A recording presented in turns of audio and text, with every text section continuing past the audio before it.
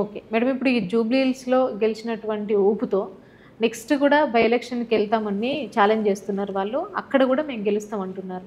ఇప్పుడు ఖైరతాబాద్ గురించి మాట్లాడుకుంటే ఖైరతాబాద్లో బై ఎలక్షన్ వచ్చే ఛాన్సెస్ ఉన్నాయా లేవా?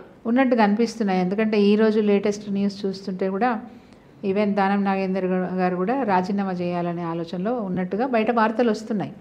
ఒకవేళ ఆయన రాజీనామా చేస్తే ఉప ఎన్నికలు వచ్చే అవకాశం అయితే ఉంటుంది. అటు కడియం శ్రీహరి గారు, ఇటు దానం నాగేందర్ గారు.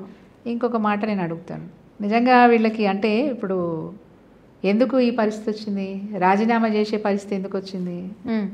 10 మంది ఎమ్మెల్యేలు పార్టీ మారడం వల్ల అవును, దాని మీద కేసు అవ్వడం, ఎంక్వైరీలు జరగడం, ఇవన్నీ జరుగుతున్నాయి. నోటీసులు ఇవ్వడం, ఎంక్వైరీ జరగడం జరుగుతుంది.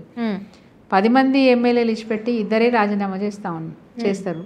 చేస్తే 10 మంది చేయాలి కదా. చేస్తే 10 మంది చేయాలి. 10 మంది రాజీనామా చేసి ఉప ఎన్నికకి వెళ్తే తెలుస్తుంది విషయం ఏందనేది. వాస్తవమా కదా?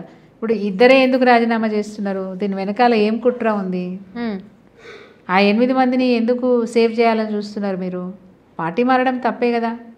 గతంలో తాటికొండ రాజయ్య గారు కాంగ్రెస్ పార్టీ నుంచి టీఆర్ఎస్ పార్టీలోకి వచ్చినప్పుడు బాజాబ్తా కాంగ్రెస్ పార్టీకి రాజీనామా కాదు, ఎమ్మెల్యే పదవి కూడా రాజీనామా చేసి టీఆర్ఎస్ పార్టీలోకి వచ్చి బై ఎలక్షన్స్లో మళ్ళీ ఎమ్మెల్యేగా గెలిచినారు వారు.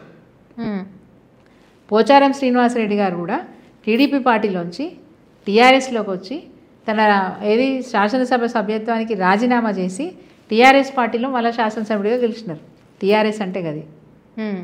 ఇలా మీకు కూడా దమ్ము ధైర్యం ఉంటే ఆ 10 మందితో రాజీనామా చేయించి రేపు బై ఎలక్షన్లో గెలిచి కాంగ్రెస్ పార్టీ తరఫున గెలవమనండి. ఈ కోర్టులు, ఈ కేసులు, స్పీకర్ తప్పించుకోవడాలు ఇవన్నీ కాదు. దమ్ము ఉంటే మేమైతే రాజీనామా చేసినాం కదా.